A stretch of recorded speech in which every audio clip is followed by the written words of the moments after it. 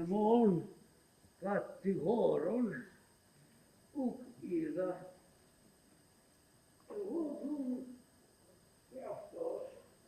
Ipaston, Olihu Amaftu, Epelafomin, yes, Utopisanos, everyone.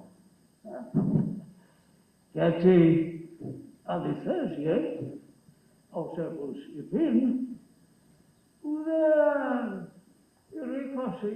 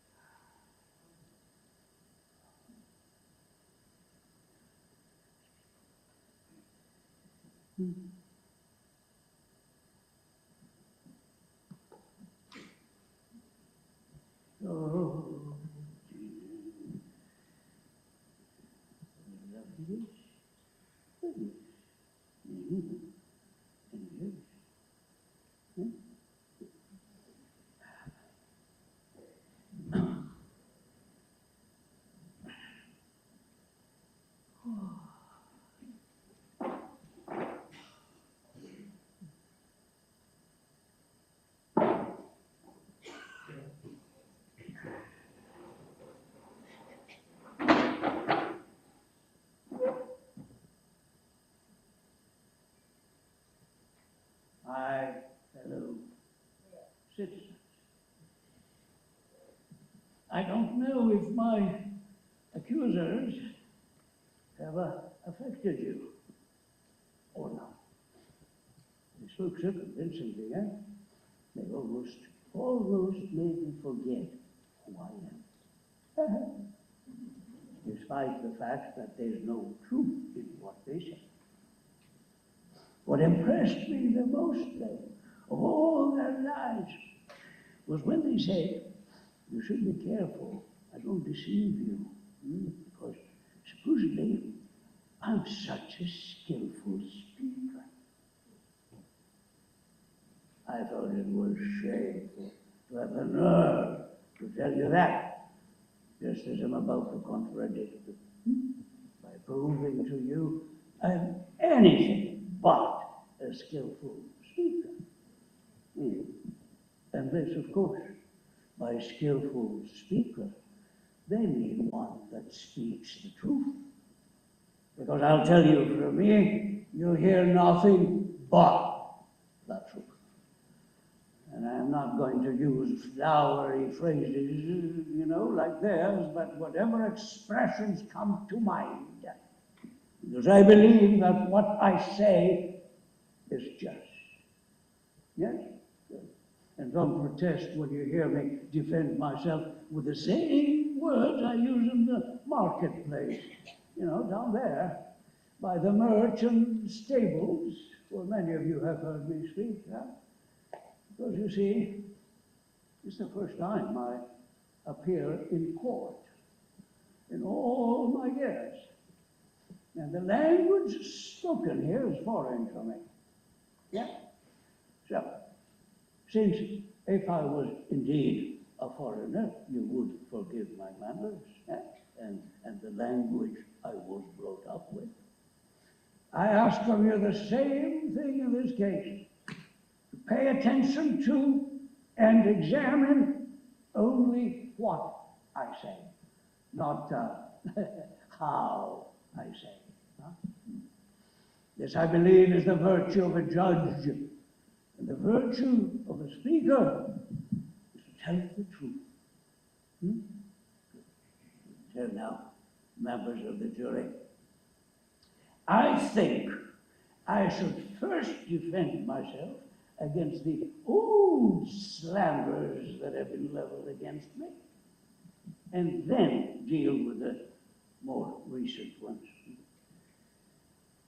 As you know, I've had many detractors in the past who came to you with serious accusations against me without ever saying anything true. I must admit, my friends, I fear those past accusers more than I fear Anytus over there and his bunch, even though they too are dangerous. Far more dangerous, however, are the ones who spoke to you when you were still young, yes, and tried to convince you of things that were baseless. Not to mention the fact they did it in my absence, without ever giving me a chance to defend myself. Let us then examine from the beginning the accusations that started this whole campaign of slander against them, and on which accusations Mellitus here has based his current charges. If I may, let me remind you of the old indictment. They're more or less as follows. Socrates is guilty of wrongdoing because he considers himself to be a wise man. Because he investigates with excessive zeal celestial phenomena as well as anything that's going on in the underworld, in Hades. Because he makes false arguments sound true. And because he teaches these things to others. Yes, those were more or less the old charges. You've heard all this after all, haven't you, in that Aristophanes comedy? Some character named Socrates goes around claiming he can walk on air, on the clouds, conjuring up things about which I know nothing. And I'm not saying this to put down the science that deals with such phenomena, or to avoid the charges that Mellitus over there has brought against me. I say this, members of the jury, because I have nothing to do with such matters at all. And on this, I have you as my witnesses. And I ask those of you who have heard me speak, inform the rest, please. Testify on my behalf. You realize then these are the kinds of things that are constantly being said about you. Not one of them goes true. And if anyone has ever told you that I instruct people and get paid for it, that's not true either. Not that there's anything wrong. For someone that is to be capable of instructing people and going from city to city to convince young men to drop their friends and associate only with him, paying him money for the privilege and being grateful to him on top. You know, I once met a man who had paid the sophists, because we're talking about the sophists, yes? Mm-hmm. He paid the sophists more money than all the other fathers put together. You know him? Callias, the son of Epponicus? Yes, good, you remember. So I asked him, he has two sons, you see. Callias, I said, if instead of your two sons, you had two colts or two calves, we know very well whom you would trust them with and whom you would hire so they grow up the best way possible. Yes, it would be a horse trainer or a farmer. Now that we're dealing with human beings, in whose care will you put them? Who knows best the virtues that are appropriate for a human being? And a citizen who Well, is there anyone suitable, I asked. Of course there is, he said. Who is it, I said. Where's he from? And what's his fee? Oh, he said, you know, Socrates, it is Evinos from Paros. And he charges 5 minutes, 500 drachmas, 500 days' wages. And I thought how blessed Evinos must be, if indeed he's master of such technique and he instructs people so well. I would be very proud if I had this kind of skill and expertise. Fact is, O members of the court, I do not teach. Of course, one of you would say to me, well, Socrates, what is it that you do then? What is your occupation? How did all these slanders against you come up in the first place? Tell us, so we don't go on guessing things about. I think that would be an appropriate question. And I will try to explain to you what it is that has caused both my fame and the slanders against me. Members of the jury, let me just say, I have gained this reputation simply because of my wisdom. But what exactly is this wisdom of mine? Why, it is nothing else than that which is considered to be natural, human wisdom. I believe I may actually have this kind of wisdom. And as far as the sophists are concerned, they must have some kind of a higher wisdom. Otherwise, I don't know what to say. I'm not familiar with this kind of wisdom. And you mustn't complain that I exaggerate, because I'm not going to defend myself with my own words, but someone else's, someone who is much more trustworthy, let's say. For my own wisdom, then, if indeed I have some kind of wisdom, I will present as my witness the god of Delphi, Apollo. I'm sure you remember Hierophant, huh? He was our childhood friend, he was mine, friend of the people. And you may recall how excessive Hierophant was and everything he was involved with. So, wouldn't you know it, on one of his visits to Delphi, he dared ask the oracle if there was anyone wiser than me. Pythia then answered that no one was wiser. True, Hierophant is dead, of course, but his brother is right there, huh? And he can verify the truth of what I'm telling you. Yes, good, right there. When I heard this, I thought, what is the god saying? And what does he mean by it? Because I know I'm not wise at all. So why is he saying I'm wiser than everyone else? The god doesn't lie, of course. And it's not possible.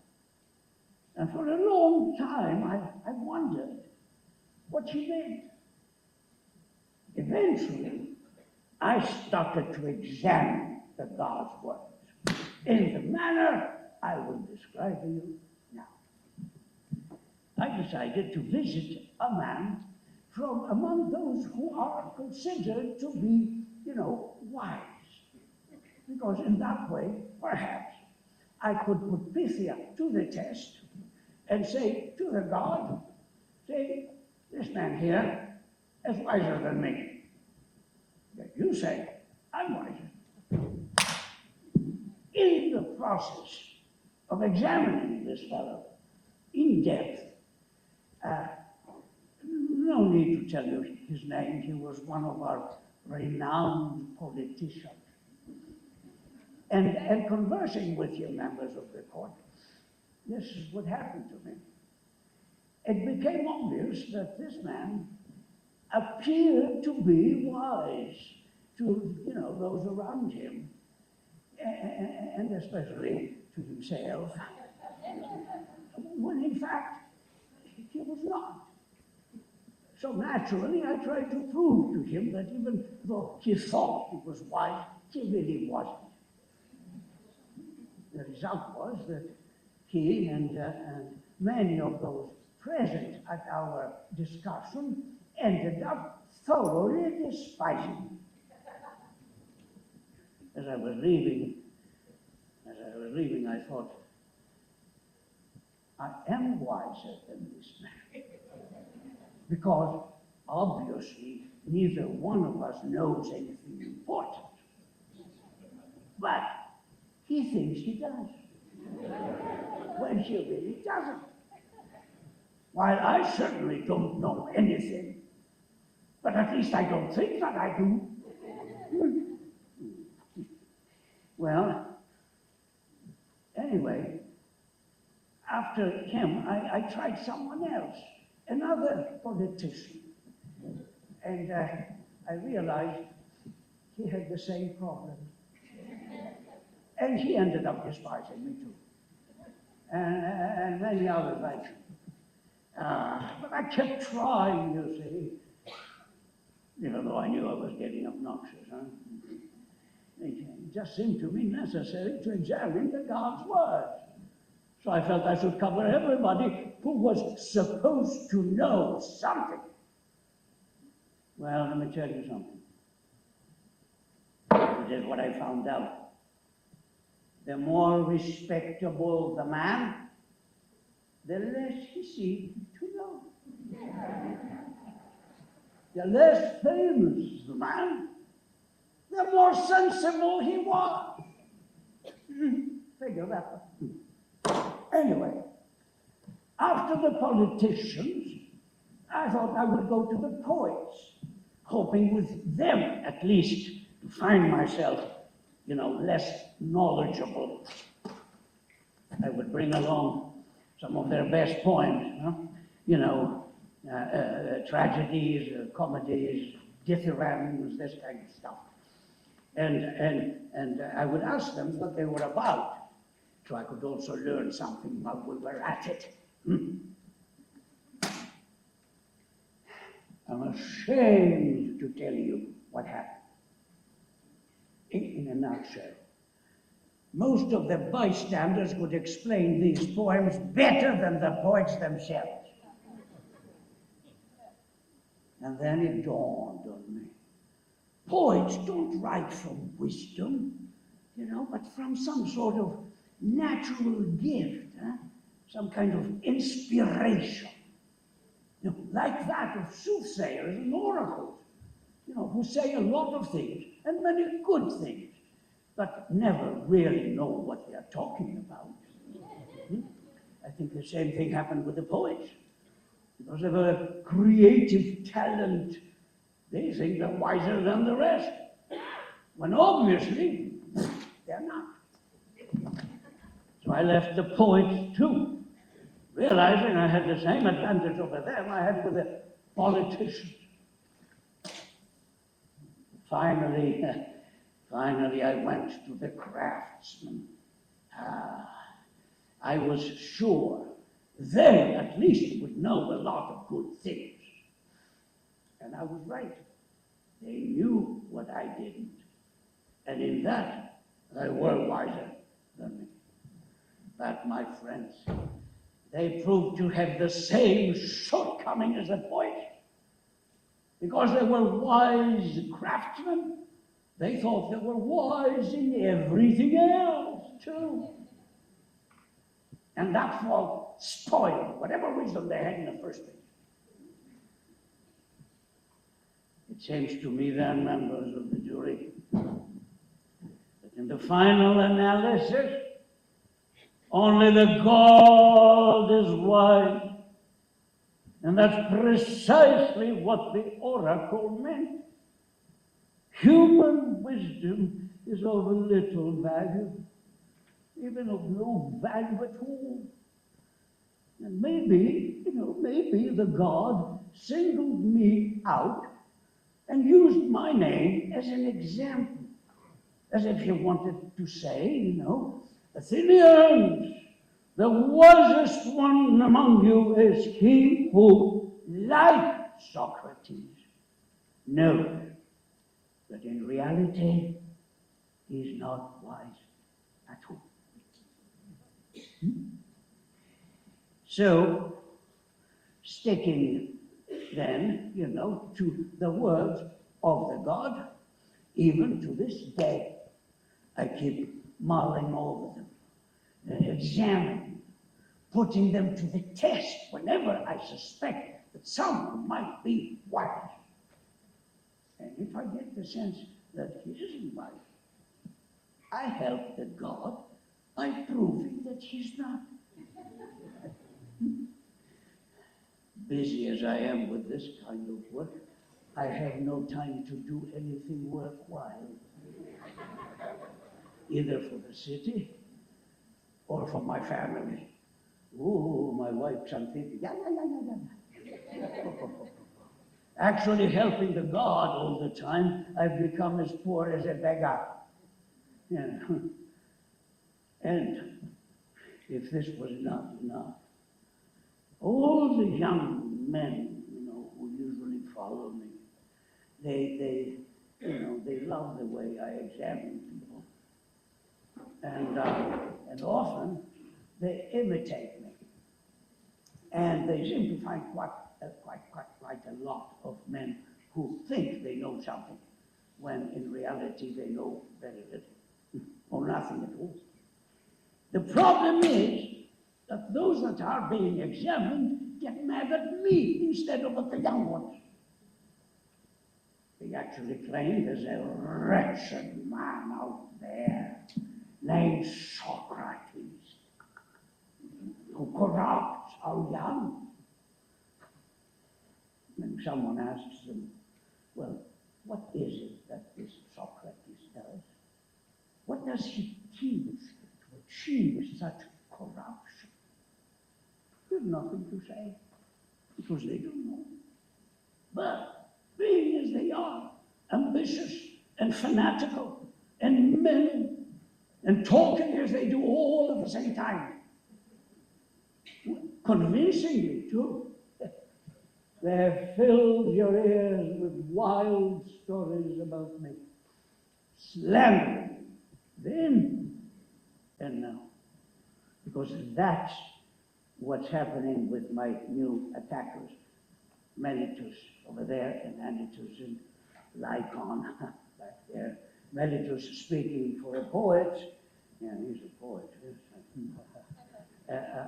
Anytus for the politicians and the craftsmen, and Lycon back there for the orators, who are living because I didn't let them write my defense. So, members of the jury, I think that the defense I have presented so far about the old indictment should be adequate. Yes. Now I will try to defend myself against the new charges brought by Melitus over there, my other accusers. And this is, since these are new accusers, let us listen to the new indictment. Now, as follows. Socrates is guilty of wrongdoing, again, because he corrupts the young. And because he doesn't believe in the gods of the city, but rather in new demons, his sentence should be death.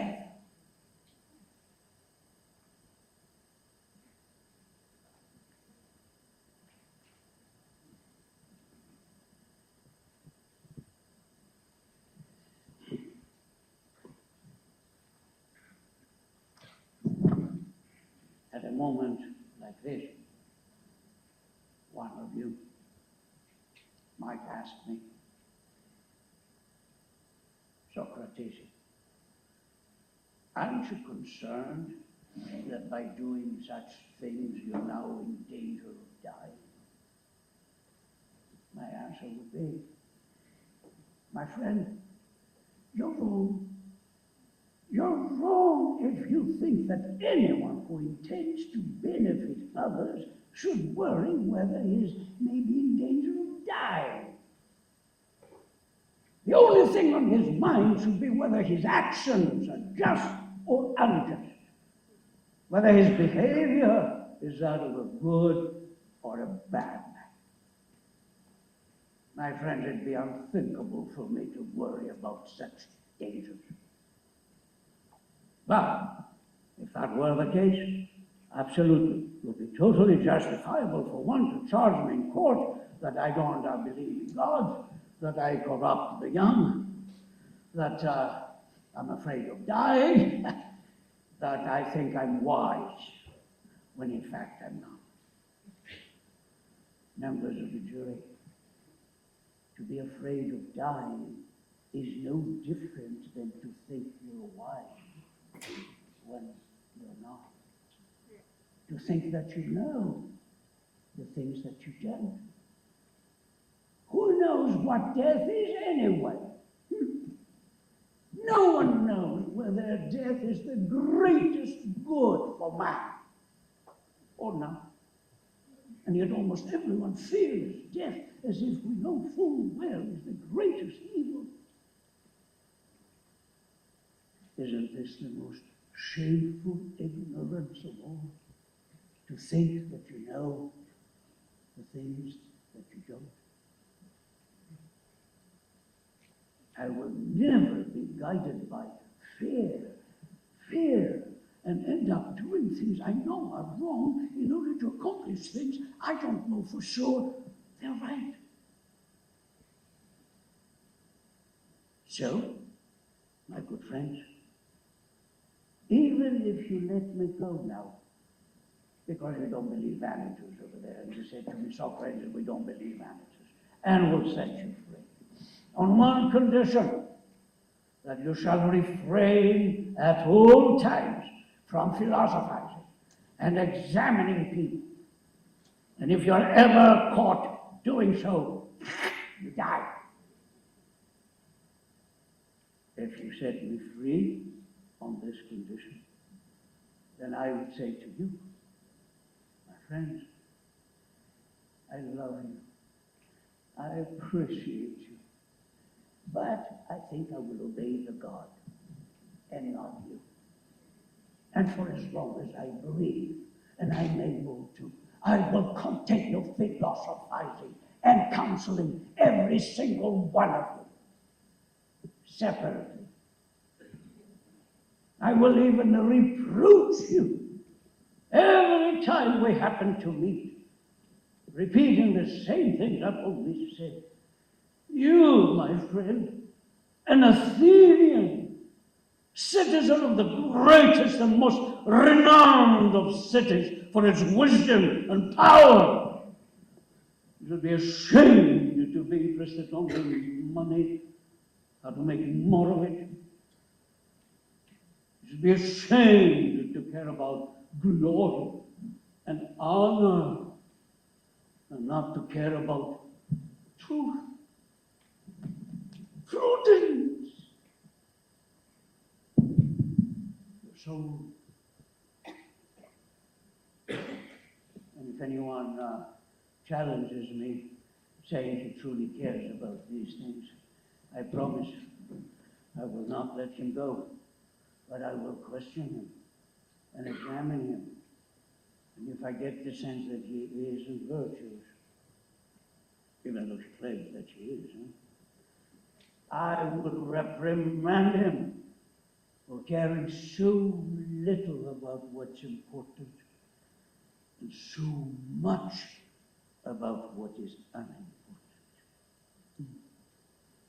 I will do this no matter who I meet, young or old, fellow citizen or foreigner, because that's what the God has ordered me to do. You must understand this once and for all. I'm convinced, you see, yes, that up until now, there hasn't been a greater good for you and the city than this service I offer to the God.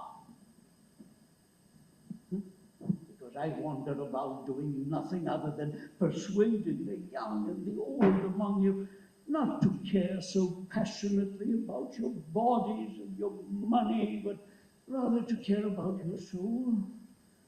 See how you could make it better? I keep stressing that virtue is not acquired with money, but rather money, in all material goods, public or private, are the result of virtue. If these words corrupt our young, then they are indeed dangerous. So, you see, my good friends, whether you listen to Anytus or not, whether you set me free or not, I don't intend to change my ways, even if I have to die many times over. Bear in mind, though, that if you condemn me to death, and I am indeed who I say I am, you're not going to harm me as much as you're going to harm yourself. Melitus and Anytus can't harm me either. They don't have the power. Because I don't believe that a good man can be harmed by a bad one.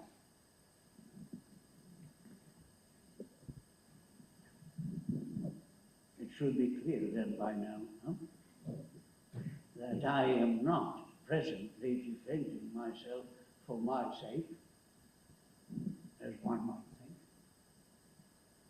but rather for yours.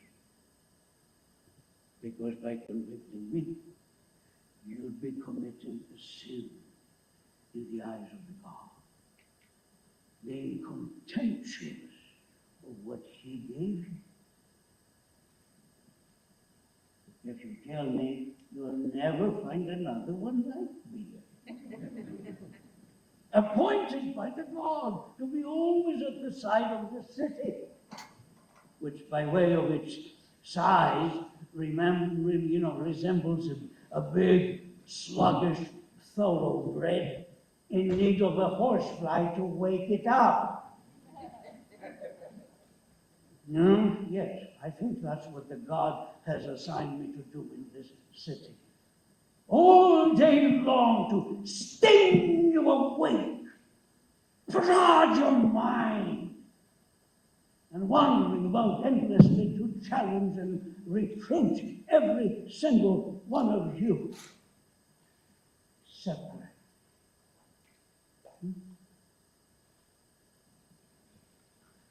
So in view of all this that we've been talking about, you may think it bizarre that I don't like to speak publicly, lecturing to crowds, giving advice to the city, even though I circulate freely among you, talking about all sorts of things, counseling you privately. The reason for this is the same one you've heard me refer to often in many places. There is something inside me,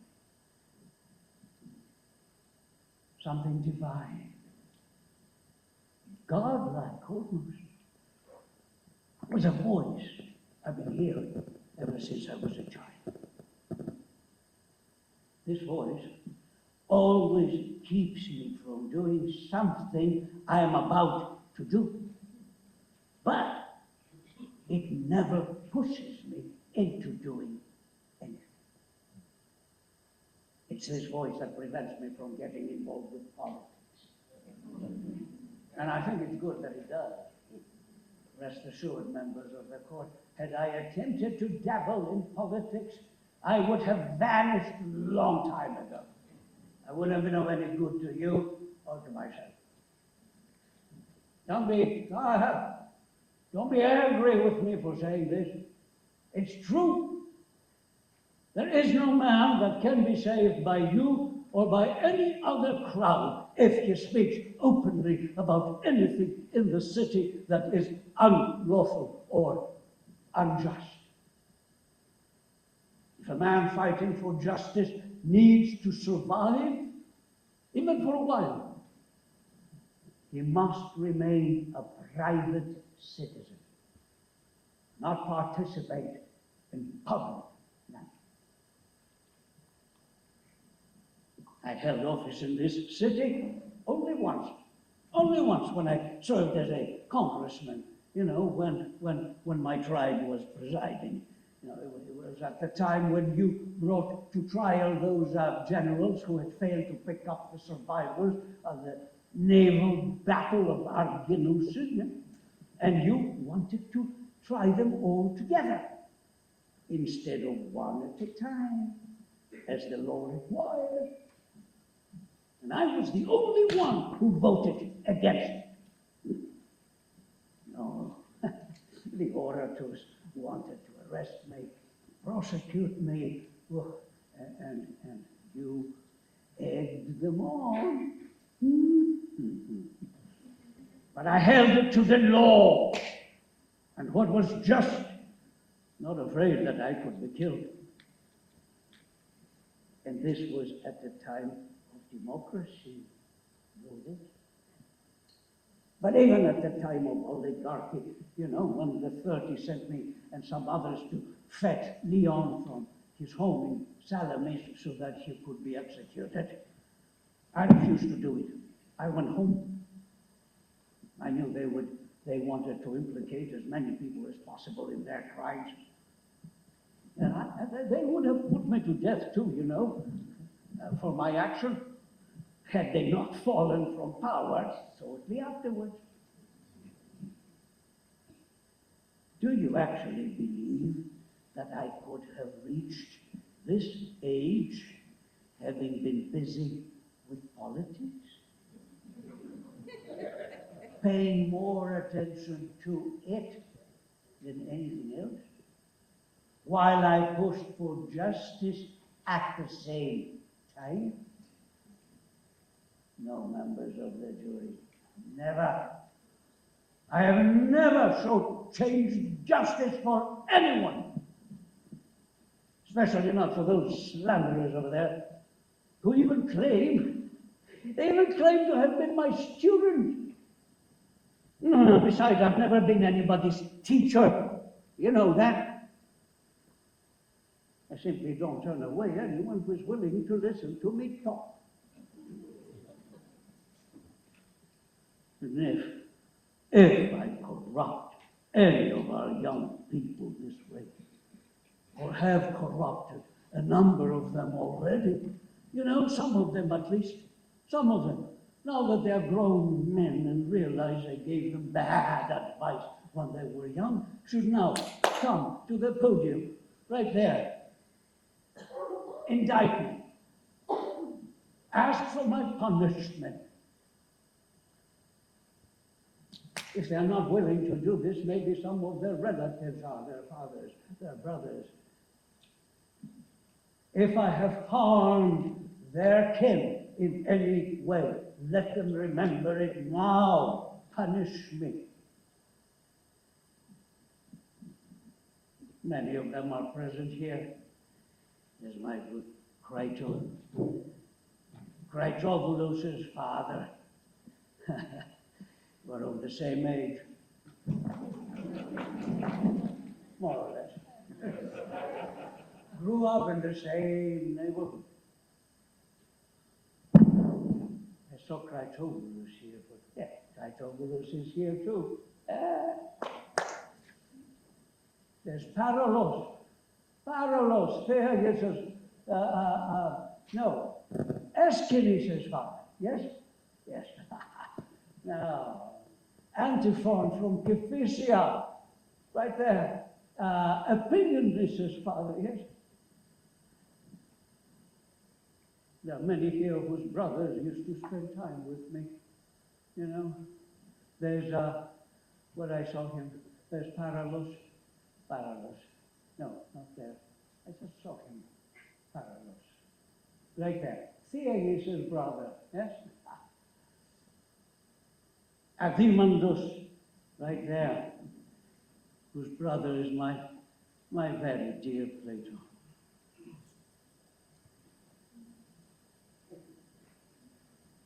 Antoborus, Apollodorus' brother.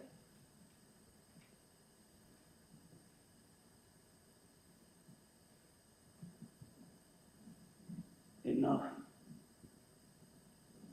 Members of the jury, I've said enough. I've said what I had to say for my defense.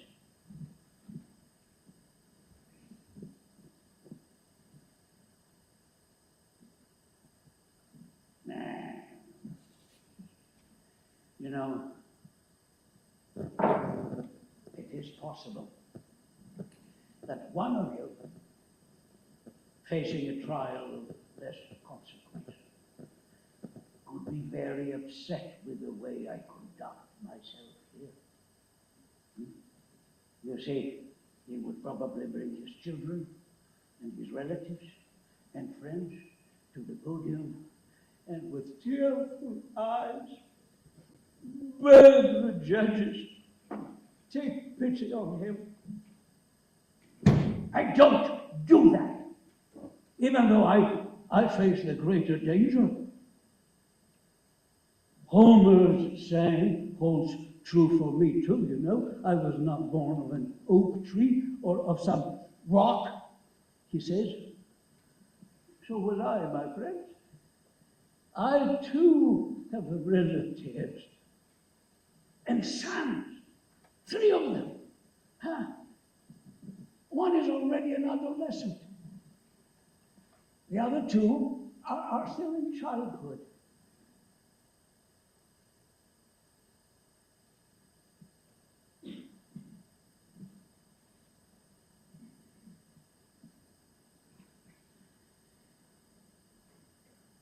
You haven't seen me bringing any of them up here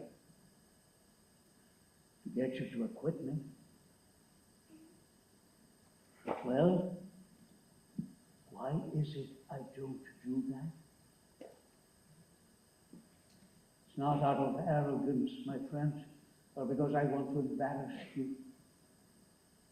That I'm facing death courageously is another matter. But for the sake of our reputation, mine, yours, the city's, I don't think it's appropriate to behave like that.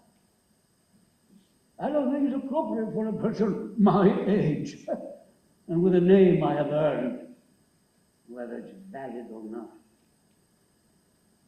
Really, my friends, really, I have often seen people who normally appear, you know, noble and grand. When brought to trial, they start acting like fools, as if they thought it unjust, unfair to be punished for their wrongdoings. So what do? They start begging the judges. They start bribing the judges. I think people like that are a disgrace to our city. You know, they could make a foreigner suspect that those Athenians who are distinguished for their virtue and are chosen by their fellow citizens for high office and distinction, they're ultimately no different than their lackeys.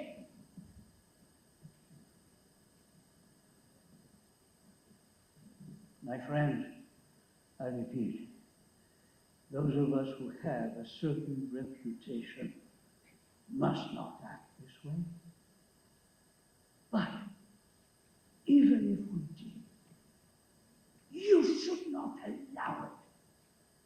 On the contrary, you should decidedly vote against anyone who plays these miserable games in your presence, ridiculing our city, and vote for the one who behaves with some kind of dignity. You know, reputation aside, though, I just don't think it's right. I don't think it's right for a judge, for someone to plead with a judge, and by pleading with him to be acquitted. I think acquittal should be the result of explaining, convincing the judge that one is innocent. The judge is not there to bestow justice as a favor. He's there to adjudicate. He's taken an oath not to grant favors to whomever he likes, but to judge according to the law. We mustn't therefore push you to perjury, but you mustn't get accustomed to it either.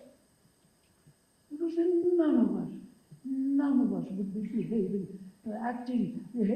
according to the will of the gods.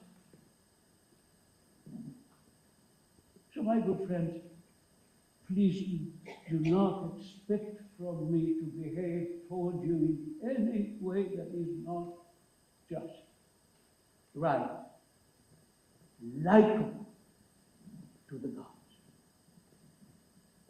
Especially now that I'm being accused by this fellow over there for blasphemy. It is clear to me that were I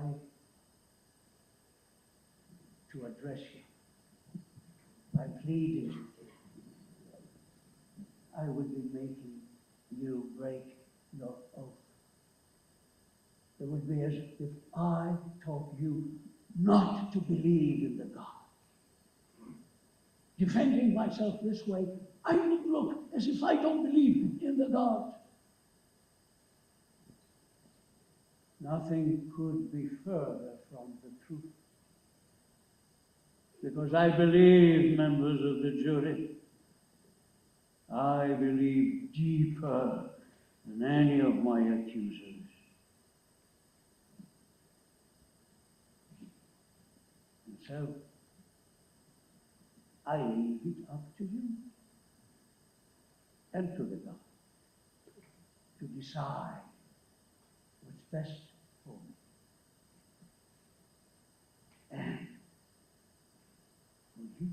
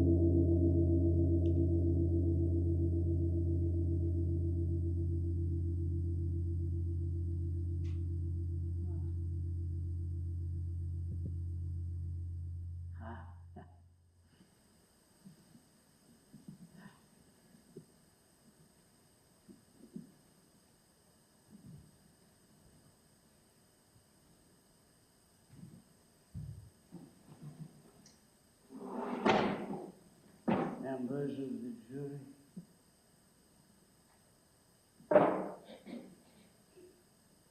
I am not angry with your guilty verdict because I expected it.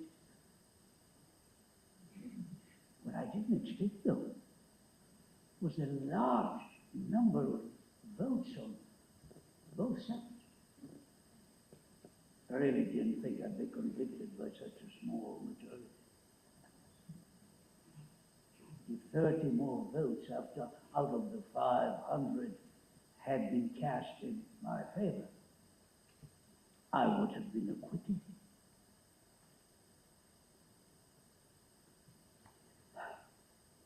So now, Mellitus proposes I should be condemned to death. Fine. What should I counter propose then, members of the jury? As is the law and custom, presumably for what I deserve. What might that be? What sentence should you impose on me? Because I chose not to live the quiet life, not to seek all those things that most people care for, like money, high office, public speaking, and all the rest of the titles and political alliances and factions. What must I endure? Because in the belief that I could do something better than to just secure myself, I didn't seek all those things, but rather by coming to each and every one of you, I granted you, in my opinion, of course, the greatest benefit of all. I approached each one of you and tried to convince you to first take care of yourself. See how you could become better, wiser. You become better and wiser before you judge and condemn anyone else. How to take care not of the affairs of the city, but of the city itself.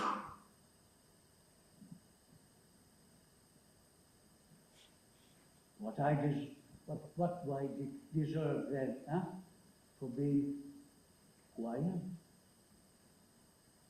Nothing less than free meals for life at the Britannia, the People's Hall. Especially since I deserve this privilege more than the Olympic champion does, who has won with 2 or 4 horses. He might make you happy with his victory, but I make you happy with your own.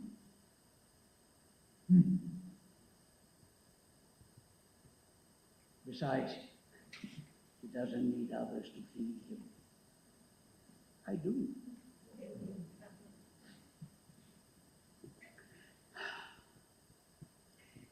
It's plainly very hard, isn't it, to refute such slanders in the short time allotted here.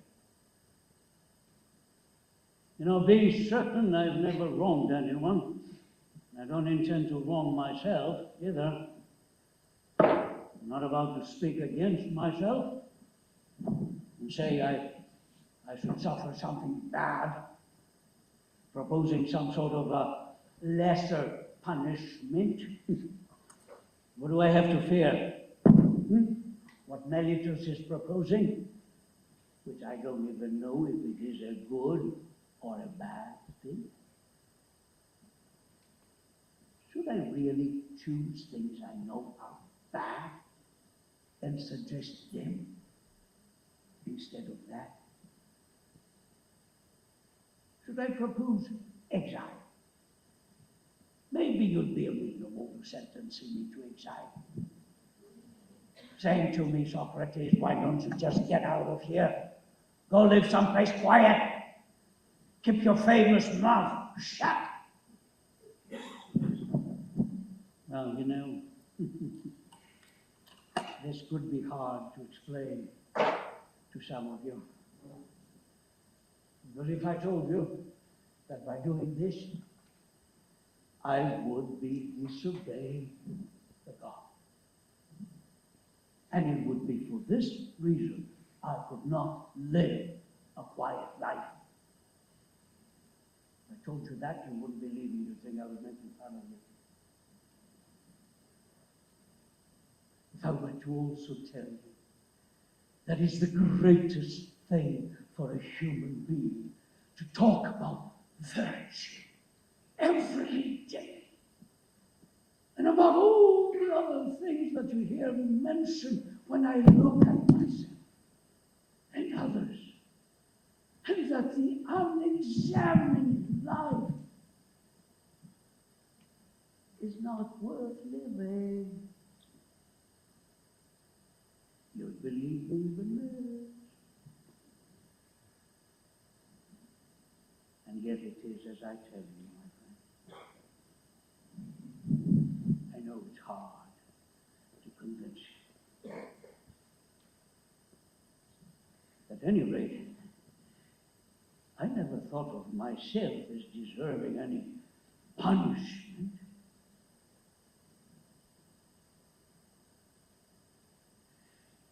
If I had some money, of course, I suppose I could pay an appropriate fine, as is the law, the custom. That wouldn't hurt me. Problem, of course, is I don't have it. But if you still want to impose a fine I can afford, I could possibly pay you 1 mina, 100 drachmas. That's all I have. So that's what I propose to pay you. What? What? Yeah. Members of the jury, Crichton here, and Plato over there, and Critobulus are urging me to propose what? 330 mina, 3,000 drachmas. What price justice, Plato? I mean, Crichton. You're still young, see? And what? Now, Plato here says they will vouch for it. I suppose one should be thankful for such a kind and generous gesture. Very well then, I propose that amount. And these trustworthy people will guarantee it. What price justice, Plato?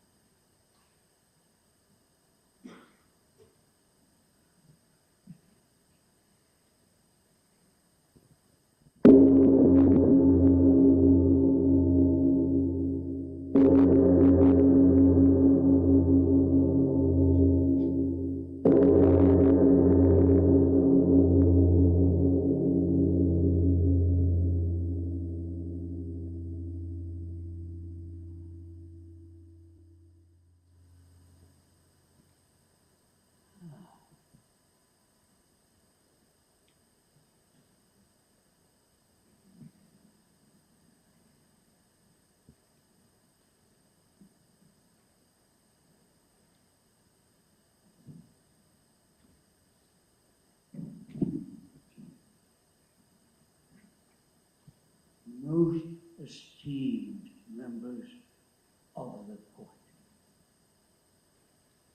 By not being patient a little longer, you will now carry forever the stigma that you executed Socrates, a wise man. Because those that want to badmouth you will say, I'm wise, even if I'm not. Had you waited a tiny bit longer, this whole thing would have happened by itself. At my age, I'm far closer to death than to life.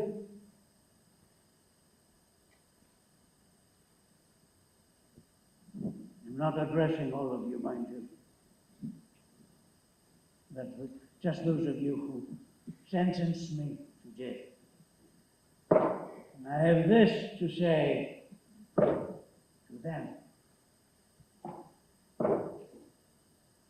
You may think, Athenians, that I was found guilty because I couldn't find the right words to convince you. Since supposedly I should have done everything in my power to avoid the sentence.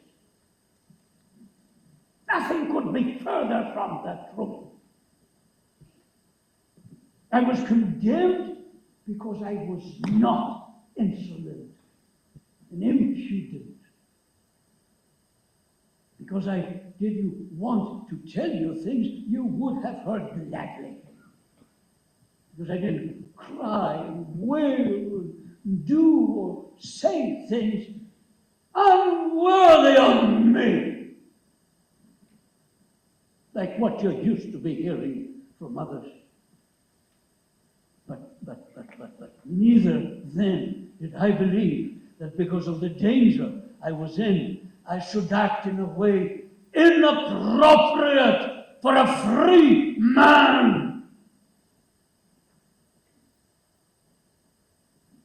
Nor do I now regret the way I defended myself. I prefer to die, you see, than live any other way. Because neither in trial, nor in war, nor on any other occasion should I or anyone else ever scheme to avoid death through all means possible. Even in battle, one can avoid death by dropping his weapons, pleading with his enemy for mercy. There are many ways to avoid death if one has the gall to use it. My friends, that is not what's difficult. What's really difficult is to avoid evil. Because evil runs faster than death.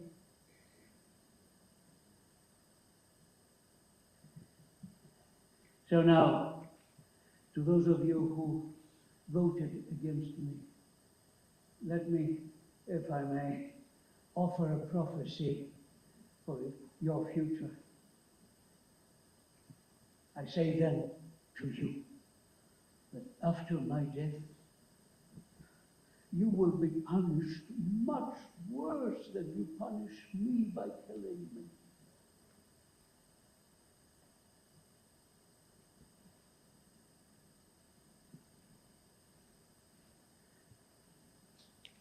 There are going to be many others after me who will follow. And their judgment of you will be much harsher. A better and easier way is to allow others to criticize. To criticize. So you can learn from them. Grow in virtue.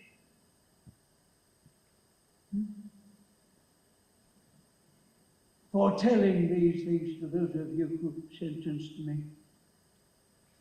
I bid you farewell. Now, to those of you who have acquitted me, I'd like to talk with you a moment, while the archons are busy with the formalities.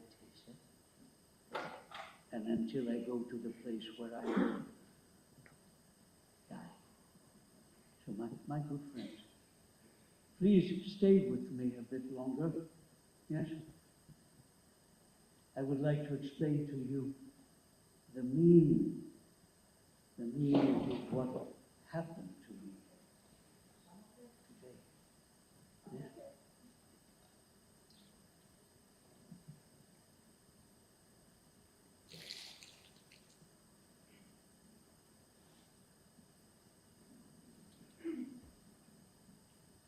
My good friends,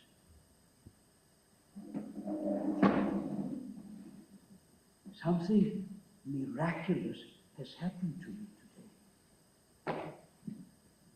My usual clairvoyance, my spirit, used to appear quite often in the past and prevent me from doing even the smallest thing if I was about to do something wrong. But neither this morning did the God's sign prevent me from leaving my house.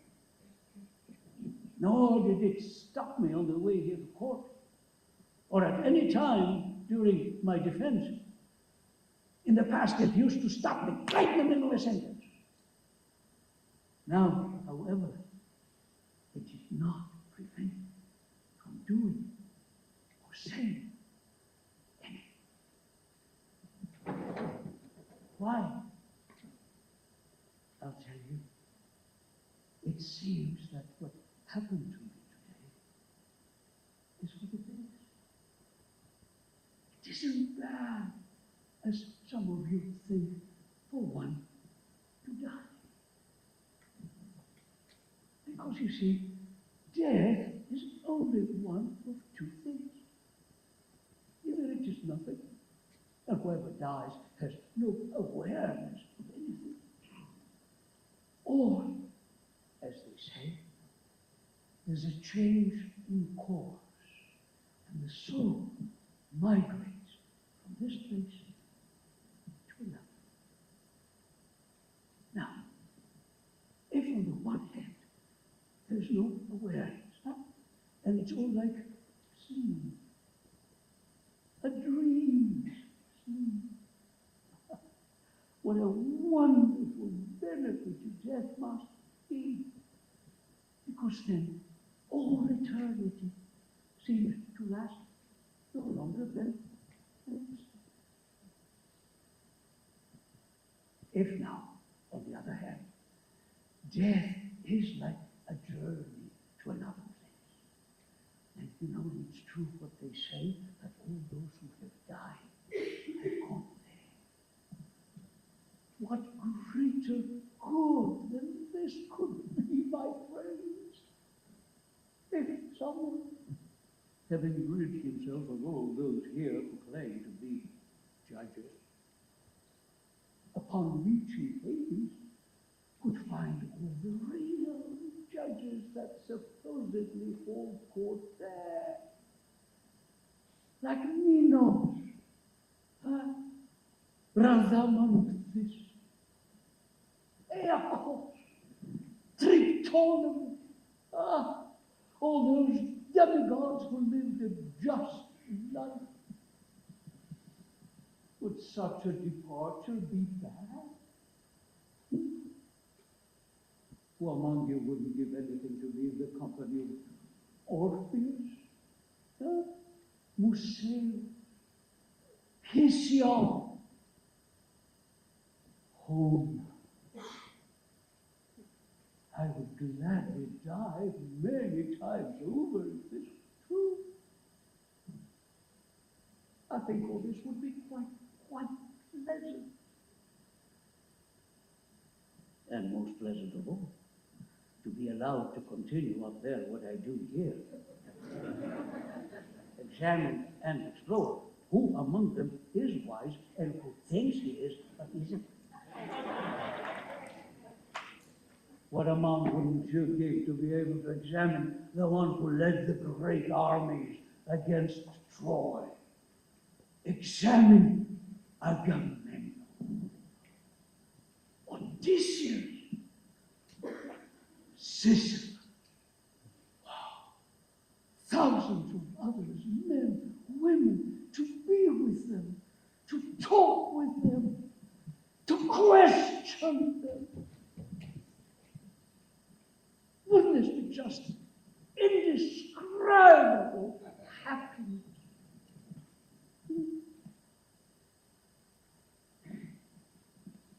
You too, my fellow citizens, you should look at death with hope. Understand there's only one truth. Good people suffer no evil in life or in death. The gods never neglect their affairs. What happened to me today didn't happen by accident. But for me to die now, rid myself of all these burdens, is the best thing. That's why the God's sign didn't stop me at all.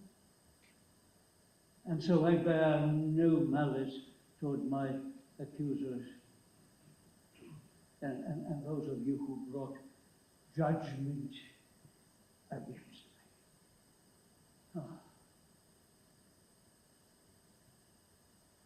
Oh. Now, it seems, yes, it is time for us to go. I to my death, you to your lives.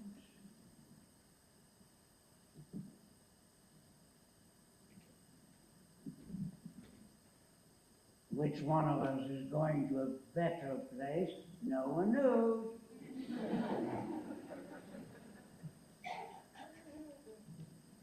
Except the God.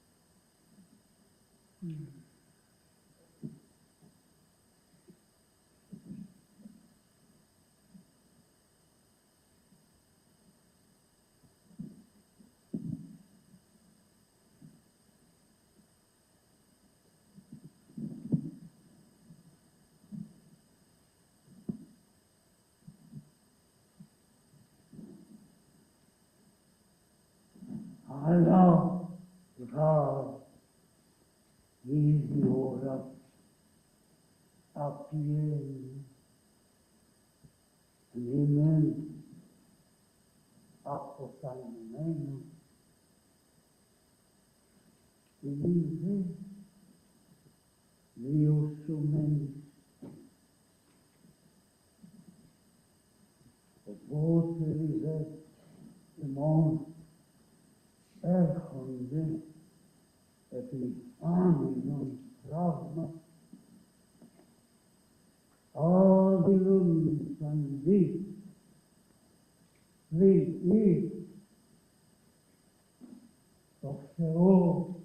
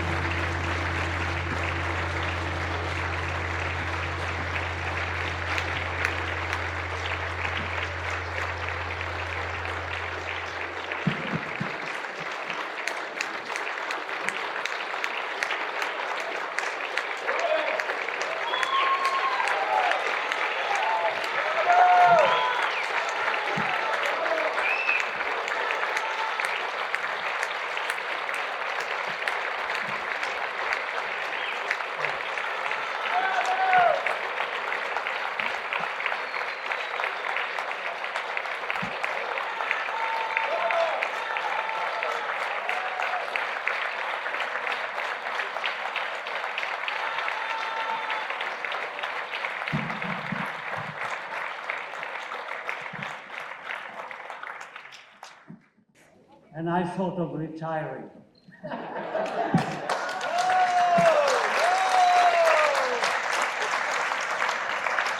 But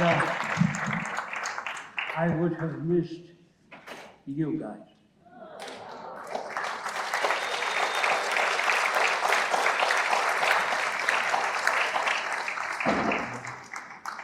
My good friend, Dr. Alexander Bellis, an old friend and colleague, is here because he will monitor me if I say something, inappropriate. But he also will help me because I'm half deaf. So, do you have a microphone? I think we can do it. I think she's coming with it. Because he will need to repeat to my ear what you say. Even though I would be very grateful if you spoke with your good voice. We have a question over here. Because, even in law schools, in mock trials, they bring actors to be the plaintiffs and defendants and all that.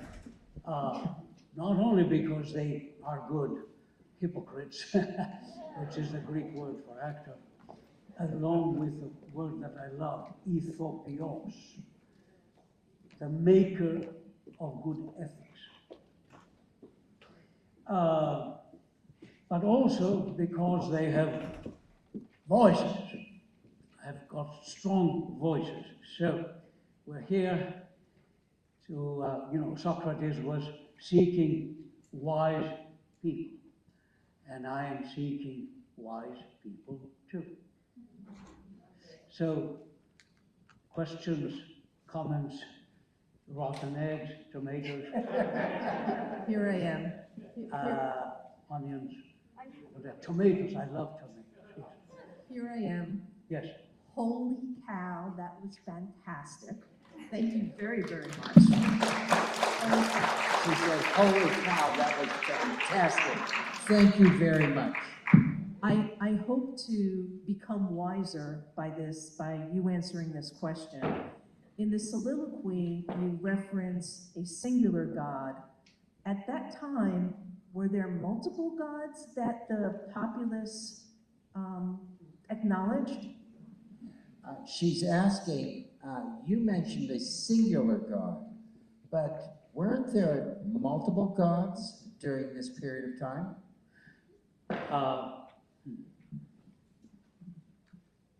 What do you think?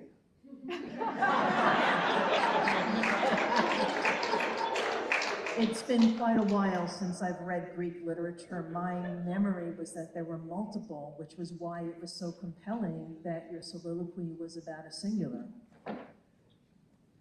Her memory says that there were multiple gods at that time. Well, of course, about 2,000 of them.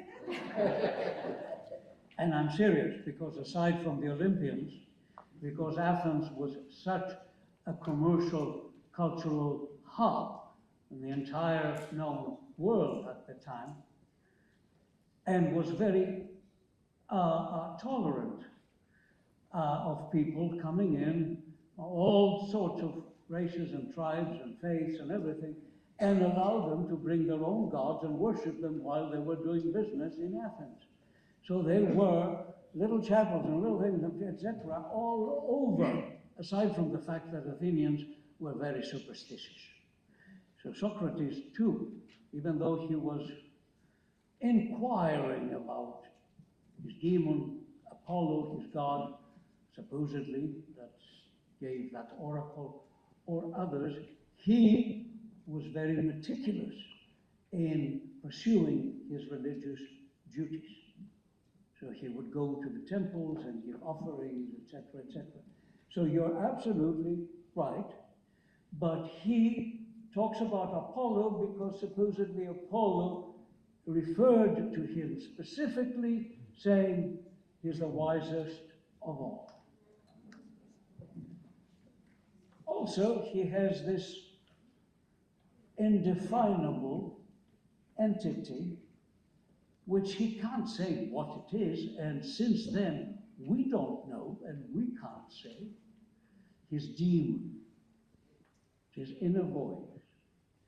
Now, demon these days is demonic. It's a quite suspicious word, right? At that time, it was not. It was a devotional word. Comes from the verb theo, which means to mete out to everyone their fate, their fortune. And it was a good spirit, in a sense. And that's why they would say the word eudaimonia, which is happiness, means that you have the demon in good favor to you. Eudaimonia. So, aside from Apollo, we have this to deal with too. Thank you. Good. Here we have a question over here. So I thought that was excellent. I have a question about the use of 30. About the use of? The use of 30. So the first time 30 was mentioned was, there was the 30 tyrants. And then, right, the oligarchs? Yes, right, the 30. The overthrow of the democracy the second time in 405 BC, right? Uh-huh. And then there was Socrates offered 30 drachmas, right?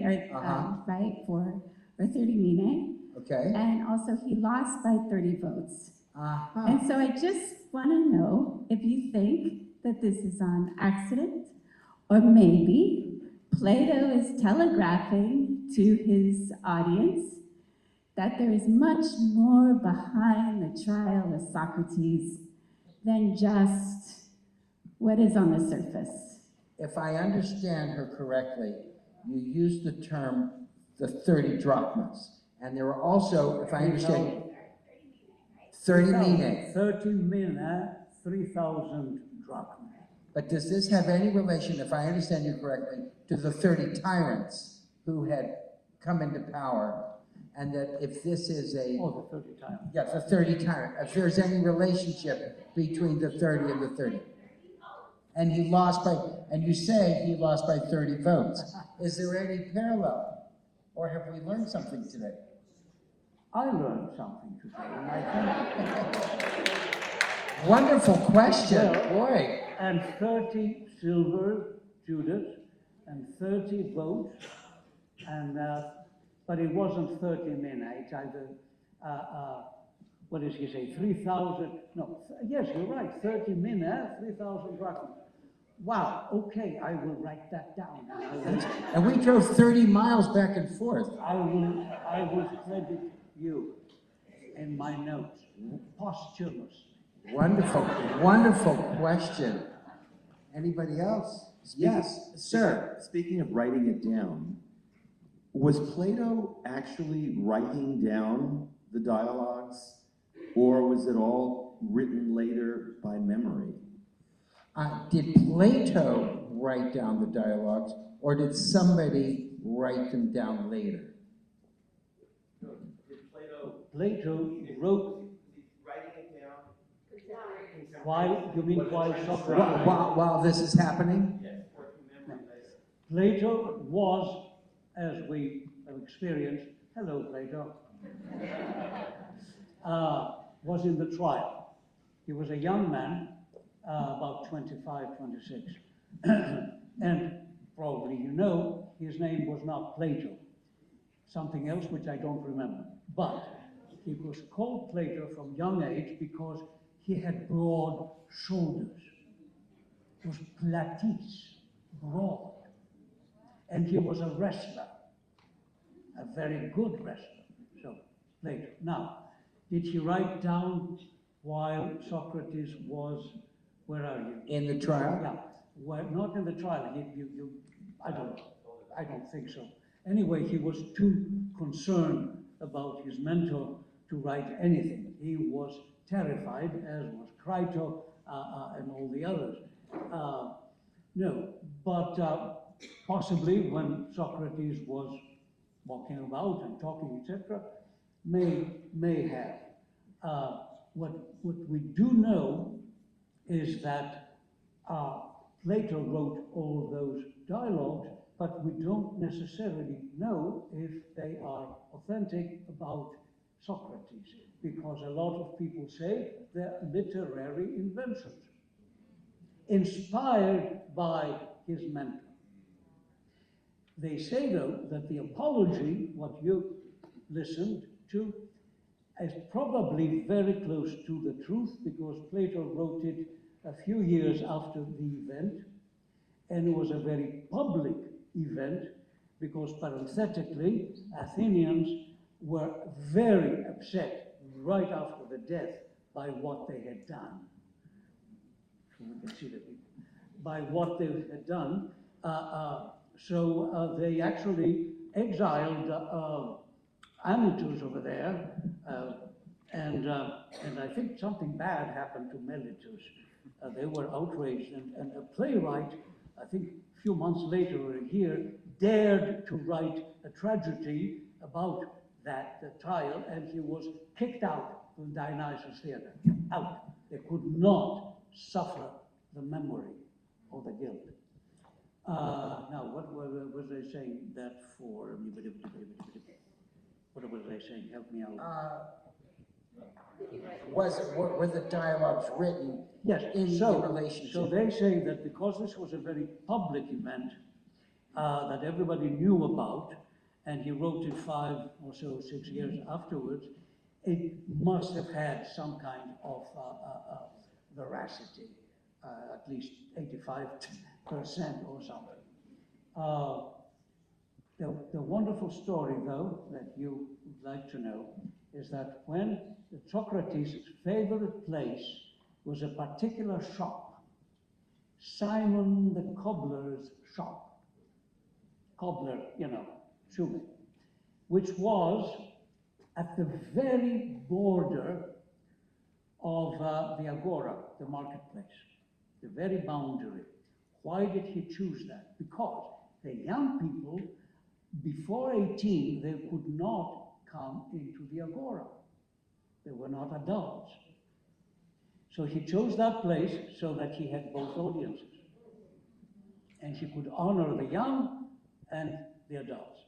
Now, Simon, according to legend, wrote everything down that he said. And of course, as fate would have it, they're lost. But 20 years ago, this was a legend. 20 years ago, whether Simon existed or not, 20 years ago, the American School of Classical Studies, which is digging at the agora, found a place right there where we're supposed to be, filled with cobbler's nails and springs and leather pieces or whatever, and a cup. And at the bottom of the cup, it said, Simon.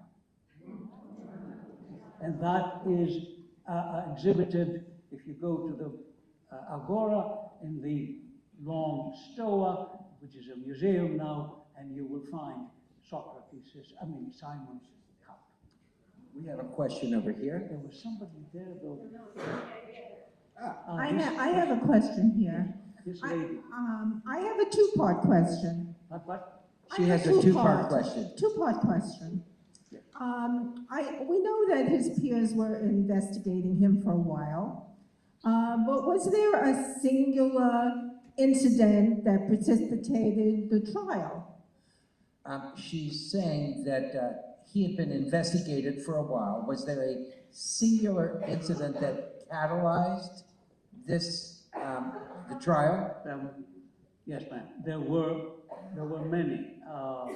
Let's remember that Athens at this time is in ruin. The beautiful Athens that you have in mind was destroyed by the Peloponnesian War, by the dictatorship of the 30, that was the oligarchy that was imposed by the Spartans, who were the winners of the Peloponnesian Wars. The Athenian walls, protective walls, were torn down. Half of the male population, if not more, was killed. The rest of the population was starved. So, two of Socrates' acolytes in the past were two of the main leaders of the oligarchy. And the oligarchy was absolutely murderous. They put, from what records say, about 3,000 to 10,000 Democrats to the knife, arbitrarily. Took their money, took their estates, took everything.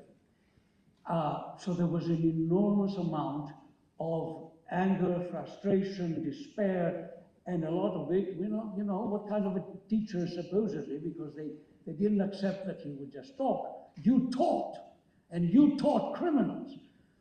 So there was that resentment. Also, at times like this, you always need a goat. What do we call it? A scapegoat. A scapegoat. Also, he was followed, he was attracting without wooing them, but he was always near the young. And while Athens is trying to rebuild, and Anytos was one of the major tanners, and tanners were important because they built the shields and everything along with metal protective stuff. His son followed Socrates all the time. He wanted his son to take over the business so that we can rebuild the armaments and regain our glory. The kid loved Socrates and was walking around with him, talking about ethics and this and that. The father was livid. He took the kid, 17, 18, whatever, locked him out, and the kid went bananas. So Anytos had a personal animosity. The other part of the... Also, in this kind of environment, desperate, muddy, disgusting, all that, there's this man, smelly, barefoot, wearing the same clothes day in and year in, year out, ugly as sin. He had bow legs, he had eyes that were bulging, he had lips as if he had done 500 doses of Botox. And he was actually so ugly that they said that he looked like a satyr. And people have asked me throughout this is the 505th performance, by the way, of this. So people ask me, they say, how come you do it? You're so handsome and you're playing. So this creature was soiling the fabric of Athens, according to half, because half were his enemies and the other half were his undying friends and acolytes, etc. So all that came together, and they could only get him on religious grounds because they couldn't get him on political grounds, because after the oligarchy there was amnesty. So they couldn't get him on the charge, you trained traitors. But it was very easy to accuse someone in Athens because he was very superstitious about not worshiping the gods of the city. We have a lady over here. Could we wait and have another question and then come back to you? We have a lot of questions. Okay. But I think this kind Hi. lady was there. Hi, yes.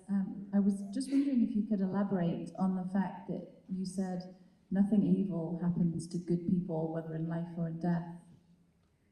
She's asking about your comment, nothing evil happens to good people.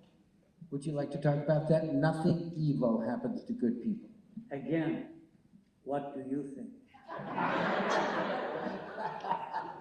I'm not sure that I can quite agree, and I'm struggling with having heard that. She's saying she's struggling with having to agree with this. Okay. I'm 77, and I have lived a long life and have seen and experienced good people and bad or other questionable people suffering a lot of bad things in life, as we all. But those few that I experienced as good, as pure, as no agenda, clear-eyed, clear-hearted, at peace with themselves, having, what did you say, having examined themselves, and in the process of examining themselves until they die, to have an awareness of who they are and who they are in terms of their environment and their fellow humans. Those people withstood and retained their joy of life and happiness and peace in the middle of the worst possible crisis.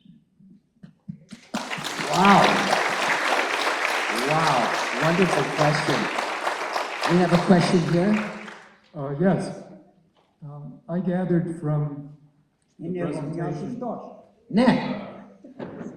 I gathered from the presentation in the issue of deity, the question of deity.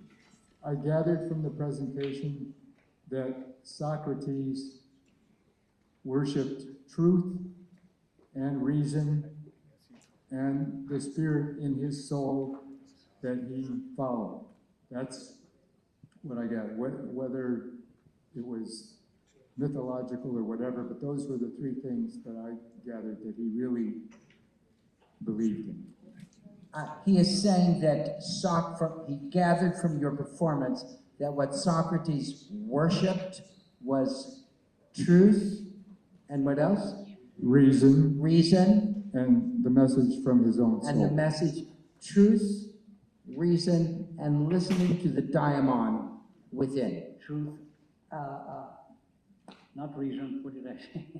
Truth, whatever, yes. Yeah, what's the question?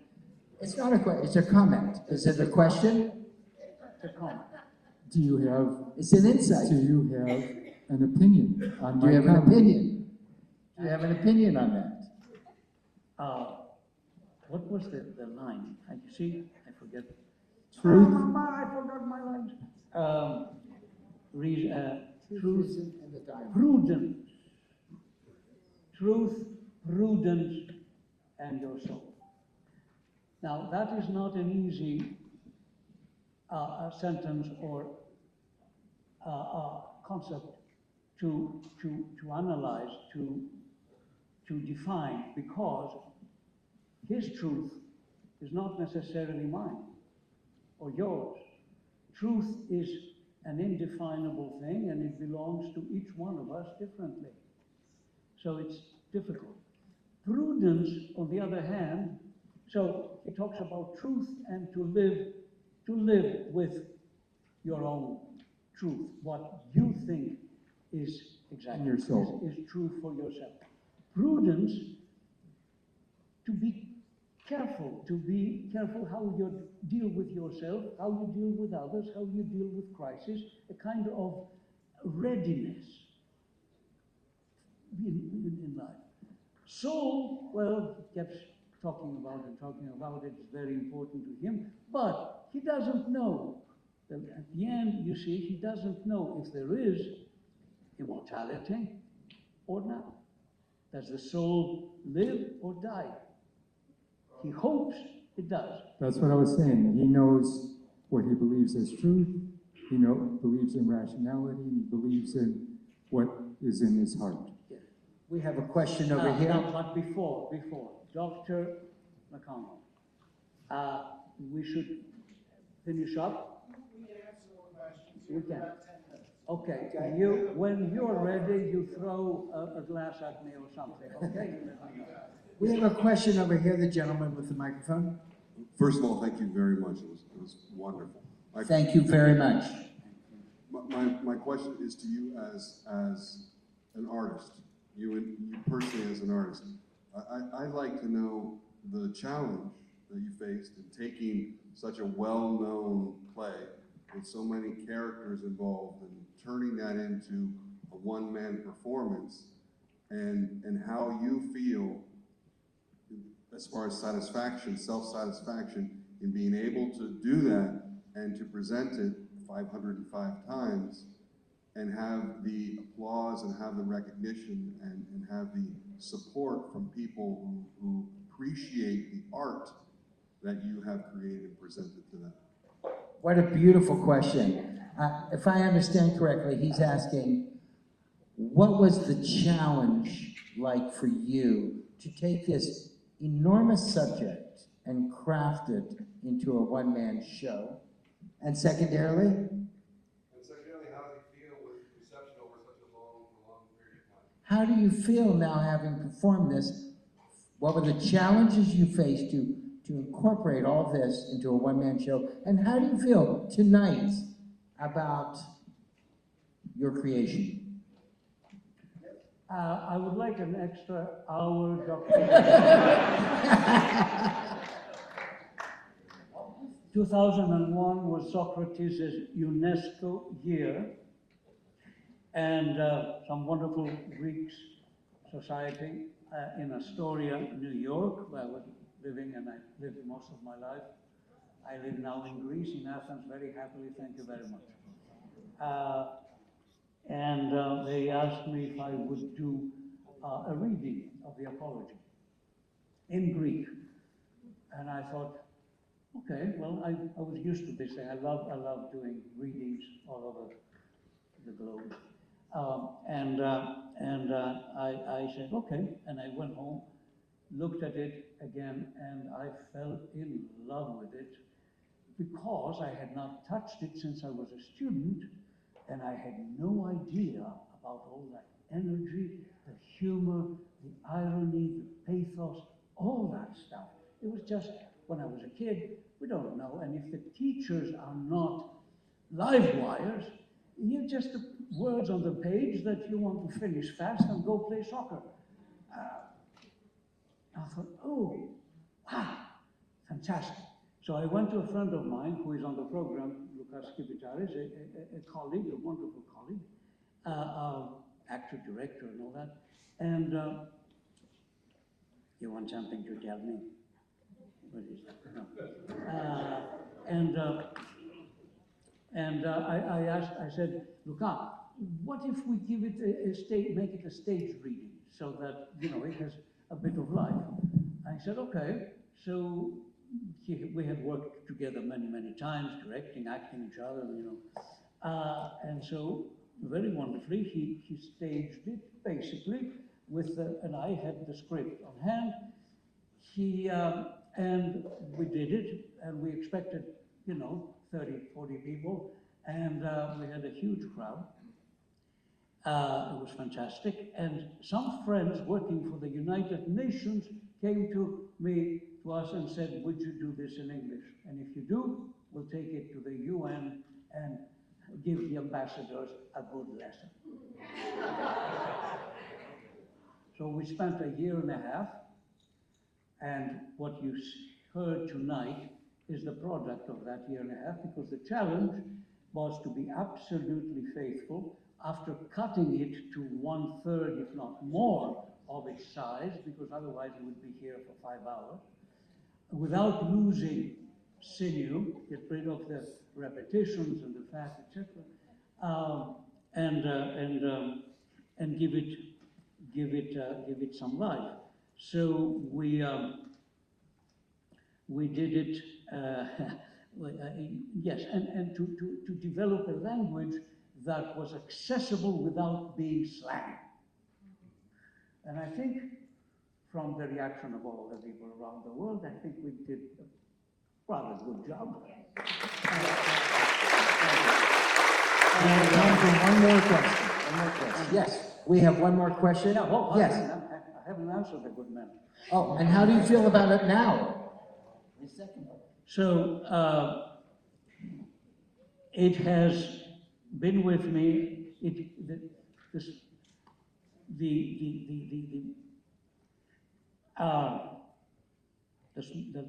The least thing I can say is that has changed my life. And in one performance in the Emirates, I think, my son, who was 13 at the time, and I take him all over the world to do sound for me or lights or whatever. 700 Muslim students, the men in white, lords of the universe, and the women in black, could only see their eyes. And he was in the audience, came down to the audience, and he raised his hand. And I thought, oh my goodness, ladies and gentlemen, this is my son, and I don't know if I should be afraid or what he was going to ask. And he said, having done this, and at that time it was just the beginning, about 20, 30, 40 performances, he said, I know the answer, but I want to ask it anyway, so people can hear you. Has this piece, has this work made you a better person? And has it made you a better father? And I said, I don't know at all. But I do know, you know better than me, my son, but I do know that it has made me a better student of life.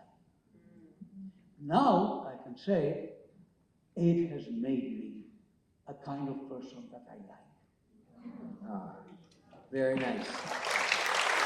We have room for another question. Mr. Curry. Socrates, after they killed you, did you decide it's better to be alive or better to be dead? After they killed you, did you decide, is it better to be alive or better to be dead? One thing that this work has done for me is that it has given me peace with my mortality. I subscribe to what he said about, because you see, immortality is not necessarily what we think it is. The soul goes there, and we dance, and we eat honey and milk, and cajole with all the saints, and St. Paul, and God, and everything. In all the religions, there is this immortality that we hope for. But for me, immortality exists in the sense that all the knowledge from the moment we stood up on our two legs, from the primates, that accumulated knowledge, experience, has built up, so when I am born with a lot of it. Because my parents, their DNA has been affected by that, and the knowledge from their parents and their grandparents, etc. So knowledge, experience, the secrets of the universe exist. They're immortal.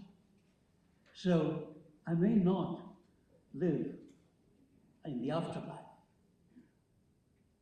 but I will live in the small contribution that I have made.